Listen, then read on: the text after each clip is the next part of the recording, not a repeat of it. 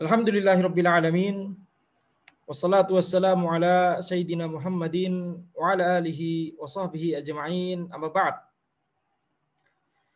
Qala Syekh Muhammad bin Shalih Al-Utsaimin rahimahullahu taala fi ta'liqihi ala kitabi Al-Qawaidul Hisan li Syaikhihi Asy-Syaikh Abdurrahman bin Nasir As-Sa'di rahimahullahu taala hadhihi al-qa'idah bayyana fiha al-muallif anna Allah ta'ala wasafa al-Qur'ana bi annahu muhkam wa bi annahu mutasyabih wa bi annahu jami'un bainahuma muhkamun wa mutasyabih.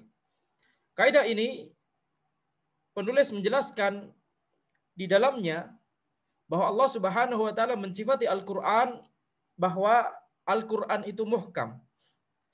Dan juga di saat yang sama Al-Qur'an itu adalah mutasyabih. Dan juga di saat yang sama Al-Qur'an itu adalah menggabungkan keduanya, muhkam dan mutasyabih. Fa'ala al-ma'na al-awwal muhkam ay muttaqin. Fa akhbaruhu sidqun wa ahkamuhu adlun. Ya, maka menurut makna yang pertama bahwa Al-Qur'an itu muhkam seluruhnya. Apa makna dari muhkam di sini? Yakni muttaqin. Yakni itqan atau mutkin di sini ya. Mutkin yaitu itqan, memiliki kekokohan, kokoh dalam masalah ya, makna kokoh dalam masalah lughah, kokoh dalam masalah hukum ya. Jadi di sini mutkin yakni berasal dari itqan yaitu kokoh. Maka kabar-kabar yang disebutkan di Al-Qur'an itu sidq, jujur, benar ya. Al-haq.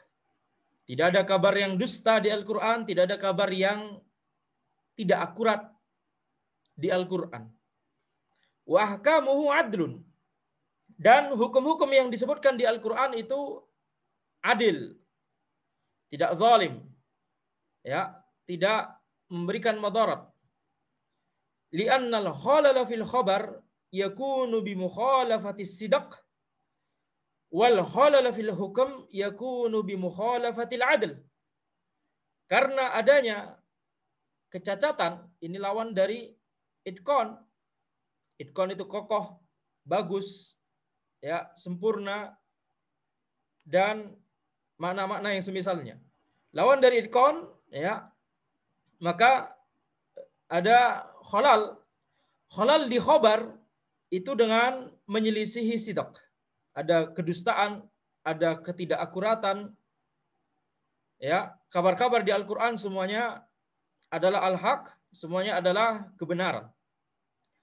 Wal khalal fil hukm yakunu bi mukhalafatil adl. Dan khalal di hukum, kecacatan dalam masalah hukum itu adalah ketika dia menyelisihi keadilan. Ketika hukum tersebut mengandung kezaliman, kemadaratan. Walihadza qala Allah Ta'ala wa tammat kalimatu rabbika sidqan wa adla. Oleh karena itu Allah Subhanahu wa taala berfirman, telah sempurnalah kalimat-kalimat Rabbmu secara jujur, secara benar, dan secara adil. Benar atau jujur dalam khabarnya, adil dalam hukumnya. Jadi sidqa wa adla ini adalah dua sifat untuk seluruh apa yang disebutkan di Al-Qur'an. Karena apa yang disebutkan di Al-Qur'an antara dia khabar atau dia perintah. Dan termasuk perintah yakni larangan. Antara dia khabar menjelaskan kepada manusia tentang nama dan sifat Allah, menjelaskan kepada manusia tentang keadaan atau kisah para nabi dan rasul, menjelaskan kepada manusia tentang bagaimana hari kiamat, bagaimana surga dan neraka, menjelaskan kepada manusia tentang kisah-kisah orang terdahulu, baik yang diberikan nikmat oleh Allah Subhanahu wa taala atau yang diberikan azab. Maka semua penjelasan tersebut sidq, kebenaran, jujur, ya, dan akurat. Dan perintah dari Allah Subhanahu wa taala ataupun apa yang dilarang oleh Allah Subhanahu wa taala semuanya itu adil. Baik itu perintah untuk bertauhid, perintah untuk salat, perintah untuk zakat, perintah untuk semua hal-hal yang diperintahkan oleh Allah Subhanahu wa taala di Al-Qur'an. Termasuk perintah untuk berhijab bagi perempuan. Perintah untuk mengikuti sunnah Nabi Muhammad SAW. Maka ini semua adalah keadilan. Demikian pula apa yang dilarang oleh Allah Subhanahu wa taala, larangan dari Allah itu juga adalah keadilan. Larangan untuk berzina, larangan untuk membunuh, dan yang lebih utama lagi, larangan untuk berbuat syirik kepada Allah Subhanahu wa taala, itu semuanya adalah keadilan. Lawan dari kezaliman. Ya, maka ayat ini kalau misalnya kita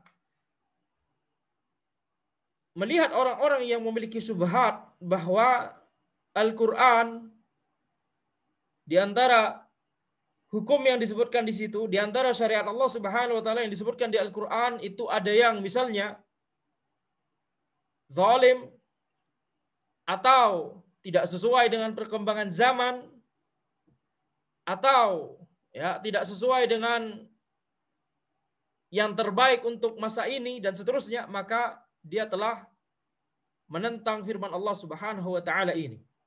Wa tammat kalimatu rabbika sidqan wa adla. Idzan kulluhu muhkam min hadzal wajh. Ay mutqinun fi akhbarihi wa fi ahkamih.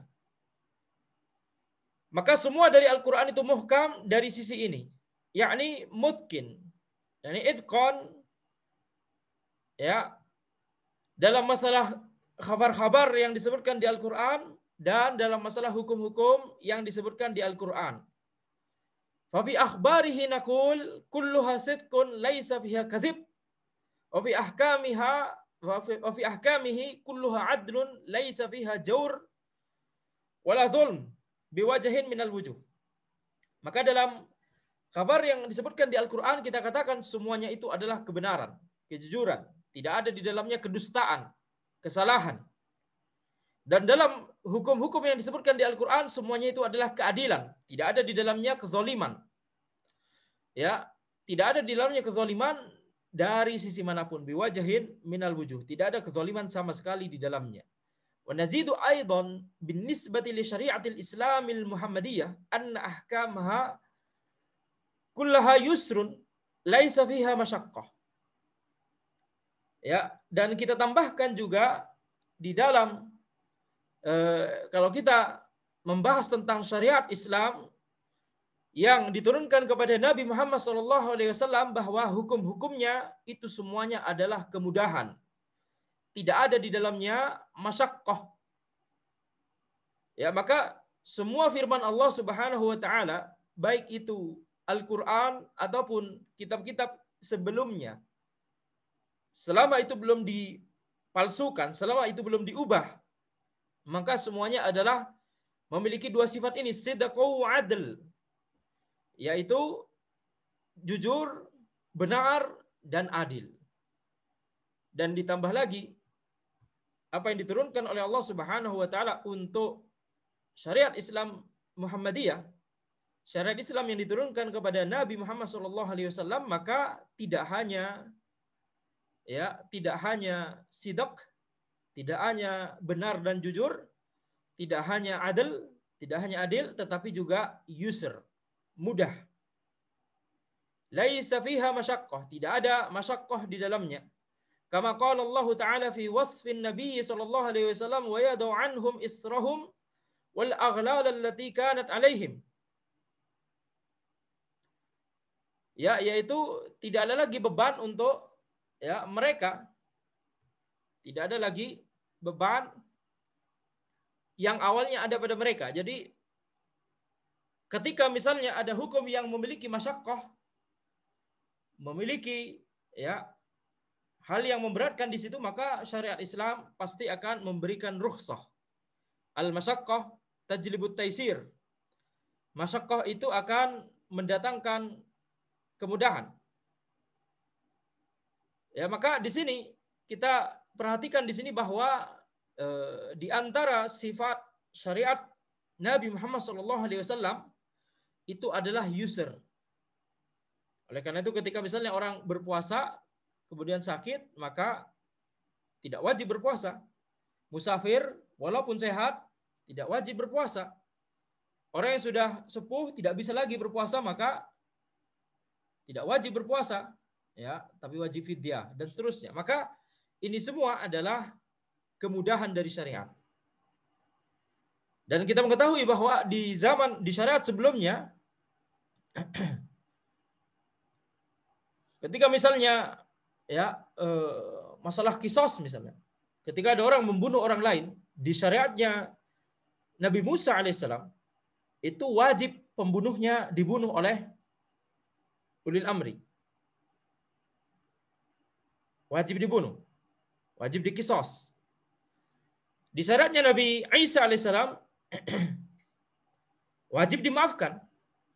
Ya. Tetapi di syariatnya Nabi Muhammad SAW ulil amri memberikan pilihan. Pilihan kepada siapa? Pilihan kepada keluarga korban. Mau pelakunya ini dikisos oleh ulil amri, bukan oleh keluarga korban sendiri, ya, tidak ada main hakim sendiri di dalam Islam. Oleh ulil amri dikisos, atau meminta uang diat, ya, atau memaafkan.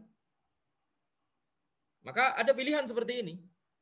Jadi di sini ya adalah pertengahan. Syariat Nabi Muhammad SAW adalah syariat yang adil dan juga pertengahan dan juga mudah, ya, dan banyak lagi sifat-sifat syariat Nabi Muhammad SAW yang lain. Maka di sini ini adalah hal yang tidak banyak disorot, seolah-olah ketika ada pembunuhan di dalam Islam, kemudian itu seolah-olah pasti langsung dikisos. Banyak orang yang kemudian, wah ini melanggar HAM dan seterusnya dan seterusnya. Antum melihatnya dari sisi pelaku. Coba lihat dari sisi keluarga korban.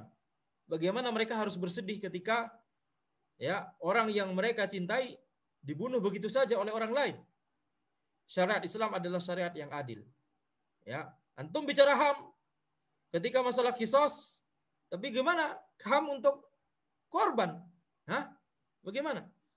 Maka di dalam Islam tidak langsung dikisos. Ulil amri menanyakan kepada, mempersilahkan kepada keluarga korban. Apakah ini mau dikisos atau mau dimaafkan? Kalau mau dimaafkan, apakah mau minta uang diat atau dimaafkan sama sekali? Ini haknya keluarga korban. Dan seandainya keluarga korban ada beberapa, seandainya ada satu saja yang memaafkan, yang lain meminta ini tolong dikisos. Yang salah satu saja yang memaafkan, khalas dimaafkan. Lihat bagaimana ya syariat Islam itu adalah rahmatan lil alamin. Pelaku tidak dibiarkan begitu saja, akan tetapi ya syariat memberikan kepada keluarga korban pilihannya. Maka kalau misalnya ada orang liberal kemudian berpikir bahwa ya setiap pembunuhan pasti dikisos sehingga ini tidak adil, kata mereka, itu syariatnya Yahudi. Syariatnya Yahudi sampai sekarang itu sejak syariatnya Nabi Musa alaihissalam kepada Bani Israel. Syariatnya Islam tidak seperti itu. Ya, itu sudah dianulir oleh Allah Subhanahu wa taala. Kemana saja antum? Gitu ya. Kemana saja antum? Sudah dianulir sejak 1400 tahun yang lalu. Bahkan sejak Nabi Isa alaihissalam. Ya, syariatnya Nabi Isa yang membunuh wajib dimaafkan. Coba bagaimana itu? Sudah dianulir sejak lama. Dianulir lagi di zaman Nabi Muhammad SAW. Kemana saja antum? Wa wasafahu bi annahu mutasyabih ay yushbihu ba'duhu ba'dan fil kamal wal judah fil uslub wal balaghah fis sidq wal adl wa fil nafa' wa fi kulli syai'. Fa ba'duhu yushbihu ba'dan la yukhalifuhu abadan wa la yunaqidu. Dan di saat yang sama Allah Subhanahu wa taala mensifati Al-Qur'an bahwa Al-Qur'an itu adalah mutasyabih. yakni yushbihu ba'duhu ba'dan fil kamal. Sebagian ayatnya menyerupai sebagian ayat yang lain. Yakni semuanya itu mirip-mirip. Serupa. Yakni sama. Sama dalam masalah apa? Dalam kesempurnaannya. Dalam al-judah fil uslub, kebagusan dalam ya stylenya Al-Qur'an, metodenya Al-Qur'an untuk menyampaikan makna.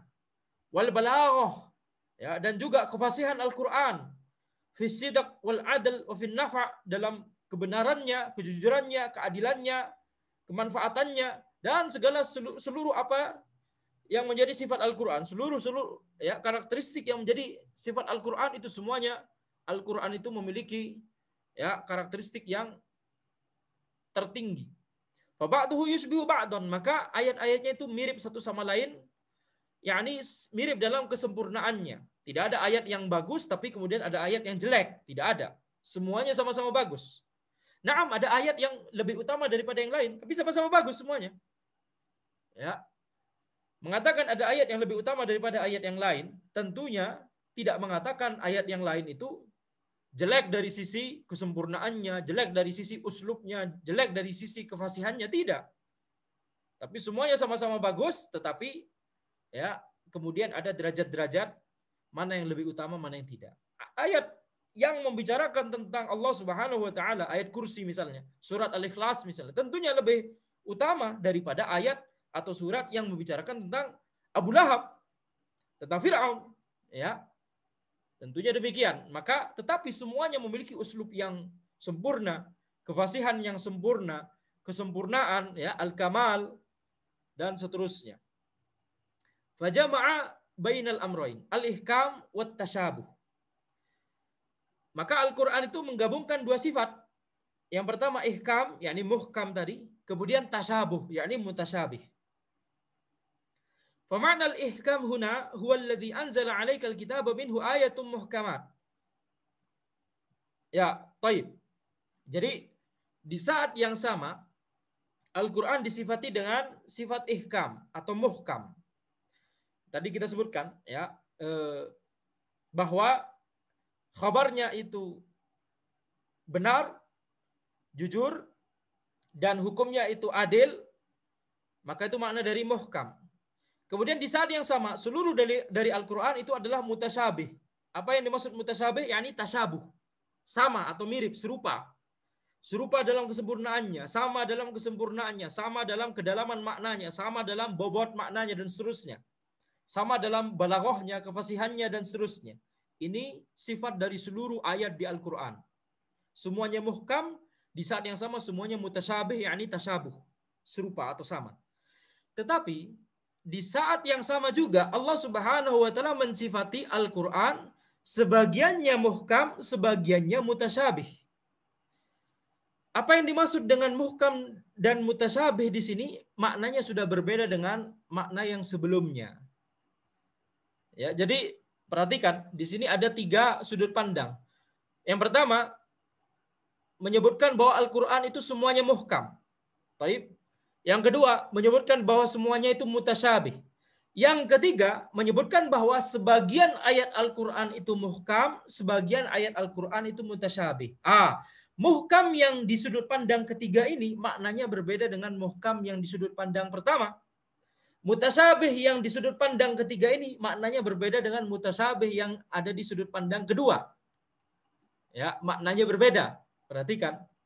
Jadi di sini ya, ini adalah kata yang memiliki banyak makna.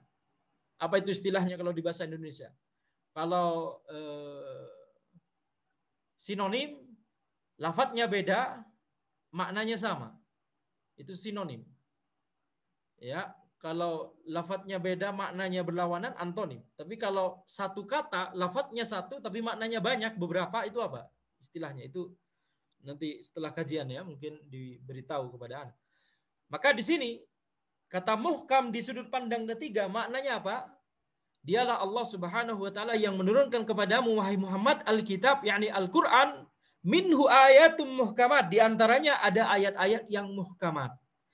Apa yang dimaksud muhkam di sini? Wadihat jaliyat, yaitu jelas, tidak ambigu, tegas, maknanya jelas gitu ya. Fal ihkamu huna bi ma'nal idahi wal bayan. Maka muhkam di sudut pandang ketiga itu maknanya adalah jelas. Ya, ihkam maknanya penjelasan. Maka muhkam maknanya jelas. Wal mutasyabih, mutasyabih di sudut pandang ketiga, apa maknanya? Al-khafiyul makna. Alladzi la yatabayyanu wajhu sawabihi illa lirrasikhina fil ilm.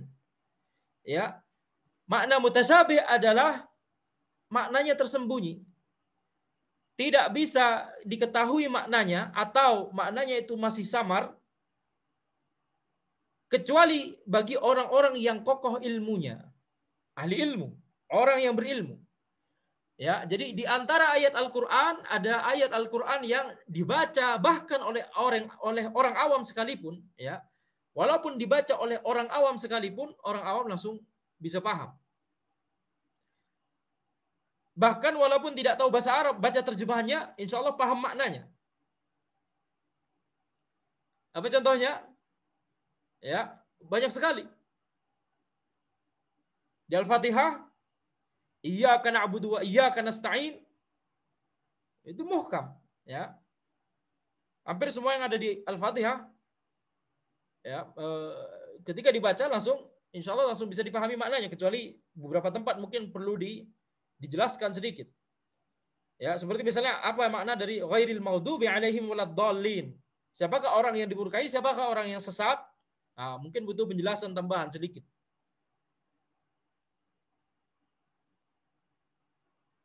Tetapi ada ayat Al-Quran yang butuh ilmu terlebih dahulu untuk memahaminya.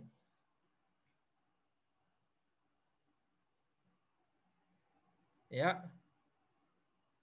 Maka di sini ini adalah makna tersebut hanya bisa diketahui oleh orang yang berilmu. Ya, hanya bisa diketahui oleh orang yang berilmu.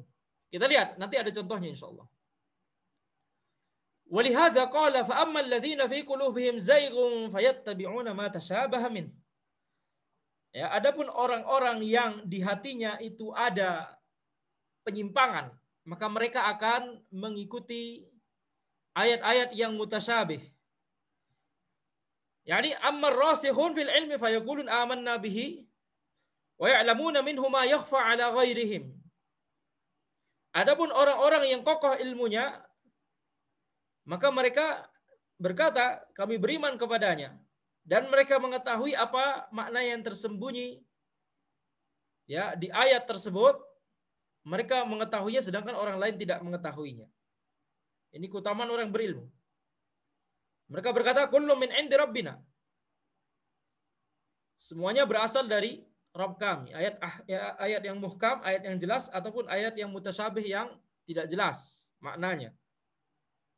Tetapi bagi orang berilmu semuanya jelas maknanya. Ini ditafsirkan oleh ayat yang lain. Ya. Maka ini perbedaan antara orang yang kokoh ilmunya dengan orang yang tidak berilmu. Ya, dipuji oleh Allah Subhanahu wa taala orang yang kokoh ilmunya tersebut. Wa huna mahattun niza' wa mahaqqul afkar wa maudhi'ul ikhtibar. Maka di sini ini adalah tempatnya perselisihan. Tempatnya, ya, perbedaan pemikiran dan tempatnya ujian. Maudhi'ul ikhtibar. Fa inna minan nasi man idza ra'a mithla hadhihi al-nusus al-mutashabihah allati zahiruha yukhalifu ba'dan akhadha minha sababan lit-ta'ni fil Qur'anil Karim. Karena di antara manusia yang ketika mereka melihat ada di sebagian nas-nas Al-Qur'an, sebagian ayat-ayat Al-Qur'an yang mutasyabih, yang zahirnya itu menyelisihi zahir atau menyelisihi sebagian ayat yang lain, zahir dari ayat mutasyabih tersebut menyelisih sebagian ayat yang lain, maka orang yang memiliki penyimpangan tersebut, orang yang menyimpang tersebut, orang yang sesat, dia akan mengambil, ya, ayat yang mutasyabih, kemudian dia akan menggunakannya untuk, ya, sebagai sebab untuk mencela Al-Qur'anul Karim. Wa qala inna hadzal Qur'ana yatanaqad. Kemudian mereka berkata bahwa Al-Qur'an ini saling kontradiksi satu sama lain. Yaqulu laisa kamitslihi syai'. Mereka berkata, laisa kamitslihi syai', tidak ada yang semisal dengannya. Dengan siapa? Dengan Allah Subhanahu wa taala. Tsumma yaqul wa huwas samiul basir. Kemudian setelahnya dia adalah zat yang maha mendengar lagi maha melihat. Kemudian orang yang menyimpang berkata, idza kana sami'an basiran faqad mathala man lahu sam'un wa basar. Kalau seandainya Allah itu mendengar dan melihat, maka itu serupa dengan makhluk yang bisa juga mendengar dan melihat. Ini pemikirannya orang yang menyimpang. Ya. Padahal yang dimaksud tidak serupa, tidak ada yang serupa dengan Allah, yakni dalam hakikat sifat tersebut, kesempurnaannya. Tidak ada ya yang seperti Allah dalam masalah kesempurnaan sifatnya. Naam, makhluk mendengar, Allah mendengar, tapi pendengaran Allah berbeda dengan pendengaran makhluk. Pendengaran Allah sempurna, pendengaran makhluk penuh cacat. Makhluk melihat, Allah melihat, naam, tapi penglihatan Allah tidak seperti penglihatan makhluk. Ya, penglihatan Allah itu sempurna. Sehingga ini menunjukkan bahwa ya ini adalah akidah Ahlussunnah wal Jamaah, menggabungkan semuanya, tidak ada yang serupa dengannya, tapi di saat yang sama Allah Maha mendengar dan Maha melihat. Maka kita tetapkan bahwa Allah memiliki sifat pendengaran dan penglihatan, tetapi pendengaran dan penglihatan Allah tidak serupa. Tidak ada yang serupa dengan pendengaran dan penglihatan Allah Subhanahu wa taala. Adapun orang yang menyimpang maka mempertentangkan ya ayat ini. Idzan fihi istibah, kata mereka. Maka di sini ada istibah. Istibah ini kerancuan. Kalau mutasyabih yang di sudut pandang kedua itu dari kata tasyabuh, serupa. Tapi mutasyabih yang di sudut pandang ketiga itu dari kata istibah, yakni kerancuan. Maka kita katakan itu kerancuan menurut antum. Tidak rancu kalau kita memahaminya dengan benar. Wa qauluhu wa la yu'dzanu lahum fayatazirun, tidak ada yang diizinkan pada hari itu bagi mereka sehingga mereka meminta izin, yakni di padang mahsyar, di akhirat. Tidak ada yang diberikan izin untuk berbicara. Yunaqidu qaulahu, ini kata mereka kontradiksi dengan firman Allah Subhanahu wa taala, yauma idzi yawaddul ladzina kafaru wa asawur rasula law tusawwa bihimul ardu wa la yaktumuna Allah haditha.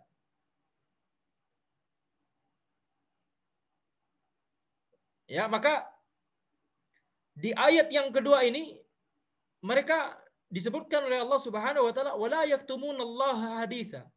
Tidak menyembunyikan kepada Allah sama sekali kejadian atau peristiwa atau perbuatan mereka ketika mereka di dunia. La yaktumun Allah haditha. Ya. Wa qauluhu, dan juga firman Allah Subhanahu wa taala, "Tsumma lam takun fitnatuhum illa an qalu wallahi rabbina ma kunna musyrikin." Kemudian di ayat yang ketiga, ya, mereka berkata, "Wallahi rabbina, demi Allah Rabb kami, ma kunna musyrikin." Kami tidak musyrik. Kami bukan orang-orang yang musyrik dulu ketika masih di dunia. Jadi 3 ayat ini, ya, ayat pertama mengatakan tidak diberikan kesempatan mereka untuk meminta izin atau meminta uzur, ya, memberikan alasan. Di ayat yang kedua disebutkan mereka tidak akan menyembunyikan apa yang mereka perbuat sama sekali di dunia. Di ayat yang ketiga mereka berkata, "Ma kunna musyrikin." Kami tidak musyrik, ya Allah, di dunia dulu. Ini zahirnya kontradiksi. Ini ayat-ayat mutasyabih. Tidak jelas. Kecuali kalau setelah dijelaskan bagaimana pemahaman yang benar. Ya, nanti Syekh Al-Utsaimin akan menjelaskan, ya. Kita lanjut dulu. Wa qaluhu wa nahsyurul mujrimina yauma idzin zurqa. Kami bangkitkan orang-orang kafir, orang-orang musyrik pada hari ini atau pada hari tersebut zurqa, berwajah biru, yakni muram. Ya, wajah biru. Di sini zurqa, biru. Yunaqidu qaulahu, ini kontradiksi dengan firman Allah Subhanahu wa taala, yauma tabayyaddu wujuhu wa taswaddu wujuh. Pada hari di mana ada wajah-wajah yang putih, ada wajah-wajah yang hitam. Jadi yang mana yang benar, biru atau hitam? Ini pemikirannya orang-orang yang memiliki penyimpangan atau syubhat di hatinya. Mereka akan mencari-cari, ya, kesalahan atau kontradiksi yang ada di Al-Qur'an. Famithlu hadhil ayat qad yaqulu qail kaif hadza tanaqud. Maka ayat-ayat yang semisal ini bisa jadi ada yang berkata, bagaimana ini? Ini adalah kontradiksi. Na'am hum qalu wallahi rabbina ma kunna musyrikin wa yaqulu fil ayatil ukhra wa la yaktumuna Allah haditha falladhi halafa annahu laysa musyrikan katim bal halafa ala dhalika wa huwa kadhib fahadha tanaqud wa qailu hadha humul ladzina fi qulubihim zayg wal iyadzu billah yatba'una hadzal mutasyabih. Ya, mereka berkata di ayat yang satu, demi Allah wahai Rabb kami bukanlah orang-orang musyrik. yakni ketika dahulu di dunia. Kemudian juga Allah Subhanahu wa taala berfirman di ayat yang lain, wala yaktumunallaha haditha. Mereka tidak akan menyembunyikan satu perbuatan atau kejadian atau peristiwa apapun. Tidak akan menyembunyikannya kepada Allah Subhanahu wa taala pada hari tersebut. Maka mereka berkata, orang yang bersumpah, wallahi rabbina ma kunna musyrikin. Ini bersumpah, demi Allah Rabb kami bukan orang-orang musyrik dulu. Mereka yang bersumpah bahwa mereka itu bukan musyrik, ini adalah orang yang menyembunyikan perbuatan mereka dahulu. Bahkan mereka telah bersumpah ya bahwa mereka tidak musyrik, sementara itu mereka adalah orang yang berdusta. Mereka telah bersumpah palsu. Sudah melakukan sumpah palsu, juga menyembunyikan perbuatan mereka. Ini tanakut, ini kontradiksi dengan ayat yang kedua di sini. Ini bagaimana? Maka Syekh Al-Utsaimin menjelaskan, orang yang mengatakan perkataan semisal ini, merekalah yang di dalam hatinya ada penyimpangan wal iyadzubillah, mereka mengikuti ayat-ayat yang mutasyabih ini. Ya, mereka mengikuti ayat-ayat yang mutasyabih. Bagaimana penjelasannya? Bagaimana cara memahami, mendudukkan 2 atau 3 ayat ini? Penjelasannya adalah mereka ya bersumpah dengan lisan-lisan mereka. Karena mereka takut untuk diazab, mereka bersumpah, kami tidak musyrik di zaman dulu. Kemudian lisan mereka dikunci. Kemudian la yaktumunallaha haditha. Tangan mereka, kepala mereka, ya, kaki mereka, badan mereka, kulit mereka bersaksi atas mereka sendiri, dulu mereka musyrik.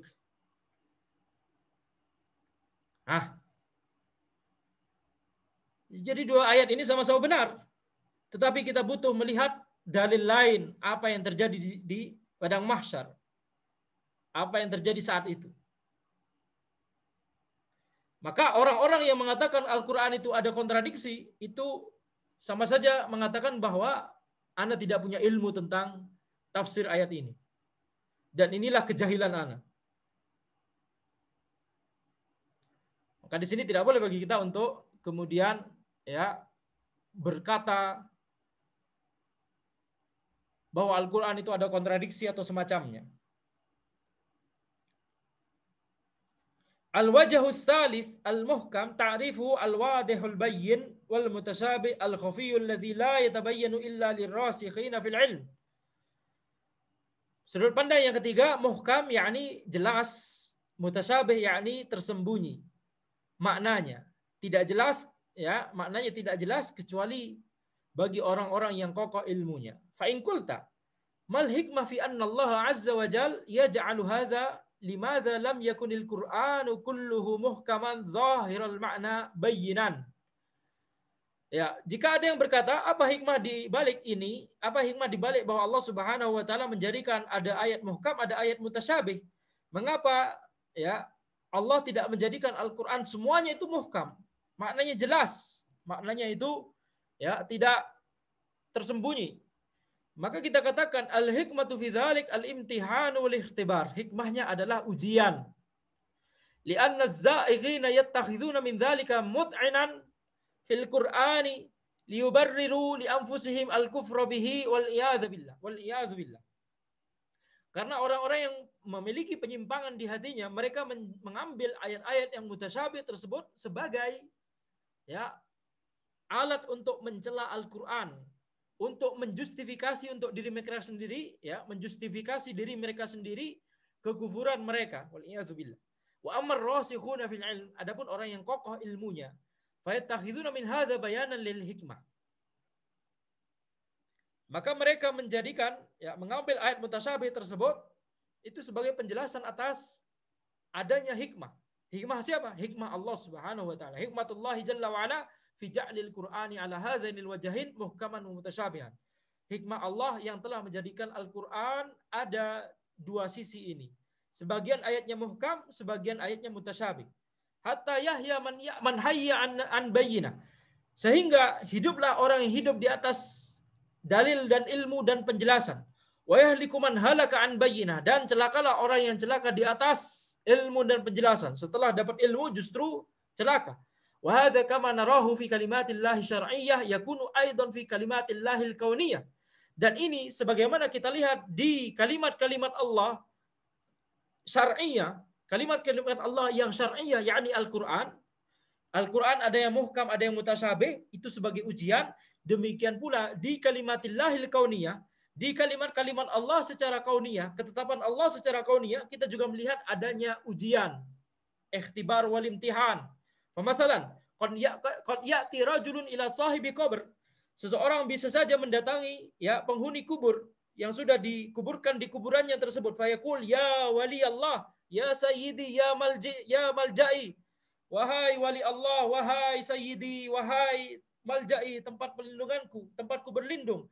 Ya mustaghathi, wahai tempatku meminta perlindungan, pertolongan. Angkith waladi minal marad, selamatkanlah orang tuaku dari penyakit. Fa idza dhahaba ilal bait wajada waladahu, bukan orang tua, ini berarti anak, ya.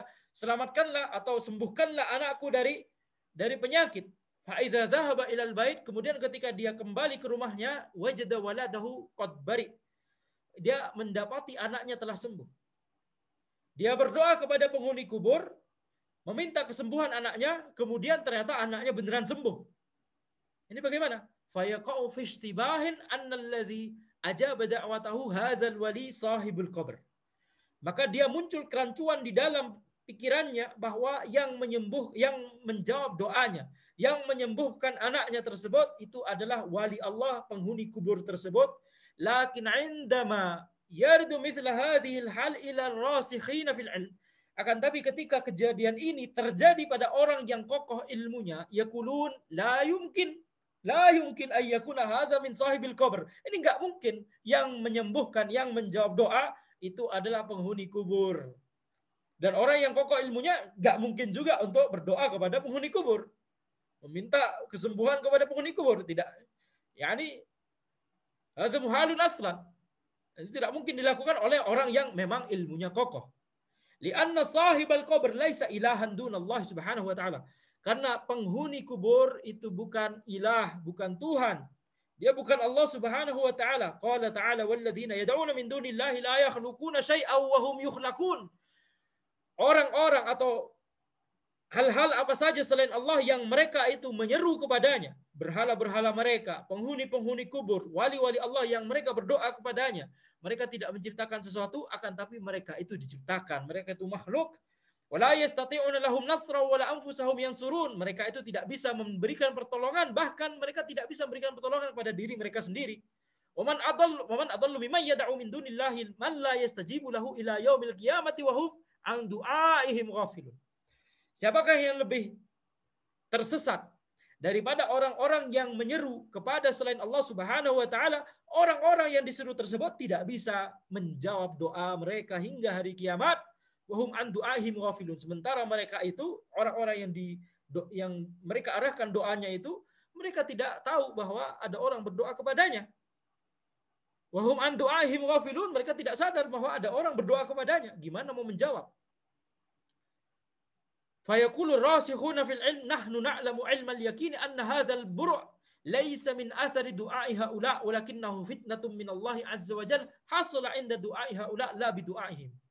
Orang-orang yang kokoh ilmunya akan berkata, kami mengetahui ilmal yakin, secara yakin bahwa kesembuhan ini bukan karena doa orang-orang tersebut kepada penghuni kubur, akan tetapi itu adalah ujian, fitnah, ujian dari Allah Subhanahu wa taala yang Allah jadikan kesembuhan tersebut ketika mereka berdoa kepada penghuni kubur, bukan karena mereka berdoa kepada penghuni kubur. Allah jadikan kesembuhan tersebut ketika mereka berdoa kepada penghuni kubur. Kenapa? Karena sebagai ujian bagi mereka. Bukan kesembuhan itu karena doa tersebut kepada penghuni kubur tersebut. Yang memberikan kesembuhan adalah Allah Subhanahu wa taala. Maka setiap kita melihat orang yang pergi ke dukun, orang yang melakukan praktek kesyirikan, kemudian sembuh, kemudian bisa kaya, kemudian diterima kerja, kemudian lulus kuliah, kemudian diterima di universitas, dan seterusnya. Apapun hajatnya. Kemudian hajat tersebut terpenuhi setelah melakukan kesyirikan tersebut, setelah meminta ke dukun tersebut, setelah berdoa kepada penghuni kubur tersebut, setelah menyembelih untuk penghuni kubur tersebut, setelah bernazar untuk penghuni kubur tersebut, setelah meminta pertolongan kepada jin atau kepada sebuah penghuni kubur, seorang penghuni kubur dan seterusnya yang sudah mati di kuburan, maka itu semua adalah ujian. Kalau hajat tersebut memang terpenuhi, siapa yang memenuhi hajat tersebut? Allah Subhanahu wa taala. Tetapi Allah letakkan itu, terpenuhinya hajat itu setelah mereka melakukan kesyirikan tersebut, itu adalah ujian bagi mereka. Ada sebagian orang yang berkata, bukankah kita kalau sudah mau mati, boleh bagi kita untuk makan babi? Bukankah kita kalau sudah mati, boleh bagi kita untuk makan babi? Padahal babi itu diharamkan. Demikian pula, kalau ada orang sakit, sudah mau mati, maka boleh bagi kita untuk berobat ke dukun, berbuat kesyirikan. Karena ini apa? Sama-sama kondisi darurat. Ini sebagian syubhat orang, sebagian syubhat orang. Kita katakan yang satu tidak diperbolehkan walaupun darurat, yang satu diperbolehkan walaupun darurat. Ala kulli hal, siapakah yang membolehkan pertama kali? Siapakah yang mengharamkan daging babi pertama kali? Yang mengharamkan daging babi pertama kali itulah yang kemudian memberikan uzur ketika itu darurat. Tetapi yang berbuat kesyirikan karena adanya kondisi darurat tersebut itu tetap tidak boleh. Kesyirikan itu tetap tidak boleh, tidak ada dalilnya. Intinya semuanya kembali ke dalil. Intinya semuanya kembali ke dalil. Dan makan daging babi dibolehkan ketika ketika kondisi darurat. Mengapa? Karena memang makan daging babi itu adalah sebab. Tapi dia sebab yang diharamkan pada asalnya. Taib. Jadi ada hubungan sebab akibat. Makan daging ayam, ini sebab. Akibatnya apa? Kenyang. Masya Allah. Apa hukumnya? Halal. Makan daging sapi, ini sebab. Apa akibatnya? Kenyang. Alhamdulillah. Apa hukumnya? Halal. Makan daging kambing, sebab. Apa akibatnya? Kenyang. Gitu ya. Kekenyangan itu ya, udah makan daging ayam, daging sapi, sama daging kambing. Masya Allah. Ini kita masih puasa ya. Maka apa hukumnya? Halal. Makan daging babi, sebab. Apa akibatnya? Kenyang. Apa hukumnya? Haram.